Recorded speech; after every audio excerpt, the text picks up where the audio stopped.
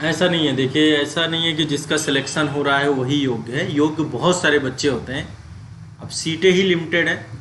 योग्यता में संख्या बहुत ज़्यादा है यदि योग की बात करेंगे। बट एक हाँ ये डेटा ज़रूर है कि अब 10 लाख फॉर्म भरे जाते हैं, तो 10 लाख में से आधी तो भीड़ है, आधी वो है कि भाई कोई भी फॉर्म आ गया और हमने फॉर्म भर दिया।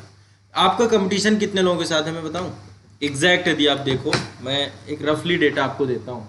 आईएएस में और यूपीपीसीएस में, आईएएस में तो मतलब बहुत ज़्यादा कंपटीशन नहीं है, लोगों को लगता है। आईएएस में यदि रफली फॉर्म भरे जा रहे हैं 10 लाख, मान लीजिए 10 लाख फॉर्म भरे गए, तो 10 लाख में 50% तो आपके एग्जाम हॉल पे जाते ही नहीं है, आधे तो यहीं से गायब हो जाते हैं आपके।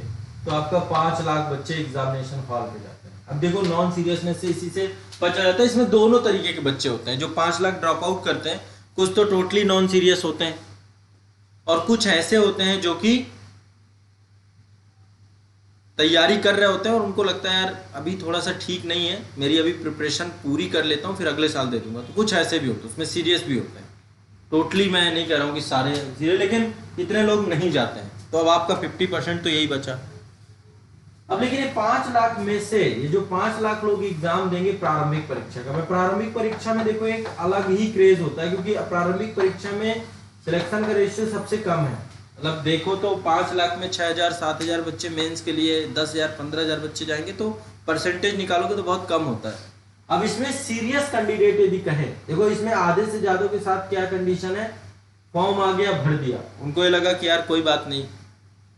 फॉर्म आने से क्या होता है कि एक एनर्जी आ जाती है, चारों तरफ एक माहौल बन जाता है, वो भी भर देते हैं उस माहौल पे। उनकी प्रिपरेशन इतनी अच्छी नहीं है, बट इनमें से लगभग 25,000 से 25,000 बच्चा एक कंप्लीट सीरियस स्टूडेंट है।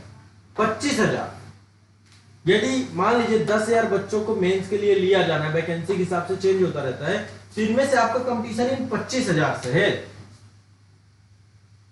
और स्टेट पीसेस में भी यही काउंटिंग है, कोई ऐसा नहीं कि बहुत बड़ी काउंटिंग है। आधे से ज्यादा ऐसे हैं जो रेगुलर नहीं रह पाते, हो सकता है उन्होंने 2-3 अटेम्प्ट पहले दे दिए हो, पर कोई फर्क नहीं पड़ता है कि आपको उसका, वो रेगुलर नहीं है तो उसका कॉन्फिडेंस वैसे भी लो है। तो आपका जो कंपटीशन है कोर इन बच्चों से है। अब ये बच्चे सारे योग्य हैं, सारे योग्य हैं, इनमें से चुने जाएंगे वही, जितनी वैकेंसी आएंगी कि 600 चुने जा रहे हैं, 1000 चुने जा रहे हैं, लेकिन योग्य 25,000 है। ठीक है, आयोग इनसे उठाता है, पर ये नंबर बड़ा लग रहा है, ये नंबर है नहीं।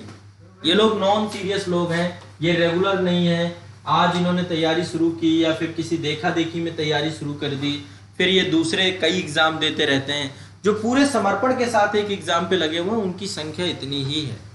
तो भीड़ से मत डरो, भीड़ बहुत है। लोग अफवाह भी फैलाते हैं कि हम आईएएस की तैयारी कर रहे हैं, बट आप उनको यदि कंप्लीट सिलेबस भी पूछ लो तो नहीं पता है आईएएस का, है ना। तो आईएएस की तैयारी का अफवाह फैलाना एक अलग विषय है और आईएएस की तैयारी करना एक दूसरा विषय है। ऐसे स्टेट पीसीएस वालों की भी संख्या है। लोग जो है अफवाह फैलाने से क्या होता है,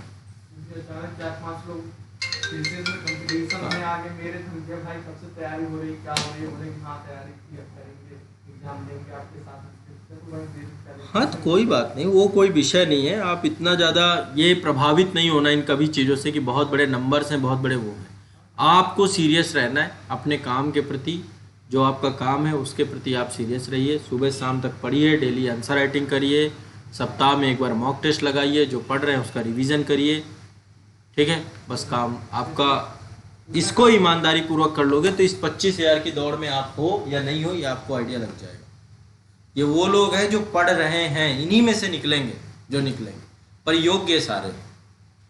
ठीक है, आप ये नहीं कह सकते कि योग को 500-600 बच्चे, ऐसा कुछ नहीं है।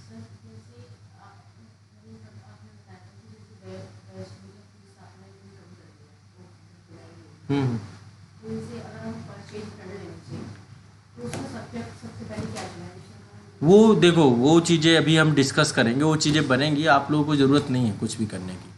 ठीक है, जब मैंने आप लोगों के लिए कुछ सोच रखा है, जैसे ही होता है आप टेंशन मत लो, बहुत सिस्टमेटिक चीज़ें लेके चलेंगे। बस आप ये है कि उसको फॉलो कर लेना, जितनी चीज़ें हम लेकर चलें। अब ऑनलाइन के माध्यम से मैं आपको इतना विश्वास दिलाता हूँ कि जितना सिस्टमेटिक उसे बना के लेकर चलेंगे तो उतना 1 to 1 सारा फॉलो कर लिया, क्योंकि उसमें क्वेश्चन भी होंगे। एक टॉपिक मतलब ऐसे लेकर चलेंगे, एक टॉपिक क्लियर होगा आपका, उस टॉपिक को लेकर आप प्री के भी क्वेश्चन साथ में ही करोगे और उस टॉपिक को लेकर मेंस के क्वेश्चन भी साथ में करोगे। तो जब आपकी तीनों चीजें कनेक्ट हो जाएंगी, इंटरकनेक्ट हो जाएंगी, तो फिर आपको कुछ दिक्कत ही नहीं लेना है, आपको सोचना ही नहीं है। वो टॉपिक आपका 100% कंप्लीट हो गया। यदि आप साथ साथ ऐसे करते जाओ, मान लो मैंने ये टॉपिक पढ़ाया तो ये टॉपिक से जुड़े हुए क्वेश्चन भी साथ में कर लो, प्री के और मेंस के, तो आपका टॉपिक तो 100% क्लियर हो गया ना। पहले क्या किया, ये टॉपिक को मैंने पढ़ा दिया, फिर इसी को बुक से पढ़ लिया, रिवीजन हो गया आपका।